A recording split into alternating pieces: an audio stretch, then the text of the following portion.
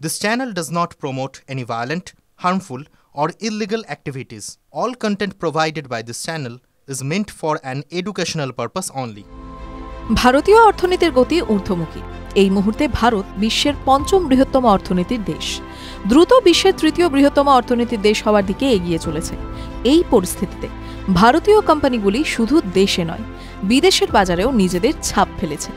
2023 সালের তুলনায় 2024 সালে বিদেশের বাজারে ভারতীয় কোম্পানিগুলির বিনিয়োগ 17% বেড়েছে বলে জানিয়েছে রিজার্ভ ব্যাংক অফ ইন্ডিয়া অর্থাৎ আরবিআই। 2014 সালে প্রথমবার শপথ নেওয়ার পর প্রধানমন্ত্রী নরেন্দ্র মোদী মেক ইন ইন্ডিয়ার উদ্যোগ নেন। তার আহ্বানে সাড়া দিয়ে বিদেশি সংস্থাগুলি ভারতে বিনিয়োগ আরও বাড়িয়েছে, যার সুফল পাচ্ছে ভারতীয় কোম্পানিগুলি। আবার ভারতীয় কোম্পানিগুলি দেশের বাজার ছাড়িয়ে বিশ্ব বাজারে বিনিয়োগ বাড়িয়েছে। আরবিআই এর তথ্য বলছে 2023 সালে ভারতীয় কোম্পানিগুলির আউটওয়ার্ড ফরেন ডাইরেক্ট ইনভেস্টমেন্ট অর্থাৎ ওএফডিআই এর পরিমাণ ছিল 32.29 বিলিয়ন মার্কিন ডলার। 2024 সালে তা 17% বেড়েছে।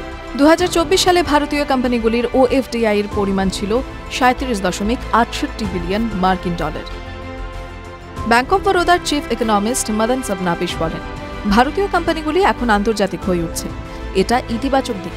তারা শুধু ভারতে আটকে না থেকে অন্য দেশেও বিনিয়োগের কথা ভাবছে। তাদের বৃদ্ধি চারদিকে ছড়িয়ে দিচ্ছে। বিদেশে যেসব ক্ষেত্রে ভারতীয় কোম্পানিগুলি বিনিয়োগ করছে সেই সেক্টরগুলির মধ্যে রয়েছে হোটেল, নির্মাণ, উৎপাদন, কৃষি, খনি এবং পরিষেবা। আর যেসব দেশে ভারতীয় কোম্পানিগুলি বিনিয়োগ করে সেই তালিকায় রয়েছে সিঙ্গাপুর, আমেরিকা, ব্রিটেন, সংযুক্ত আরব আমিরশাহী, সৌদি আরব, ওমান, মালয়েশিয়া। এছাড়াও আরও একাধিক দেশে ভারতীয় কোম্পানিগুলি বিনিয়োগ করছে। TV9 Bangla digitally.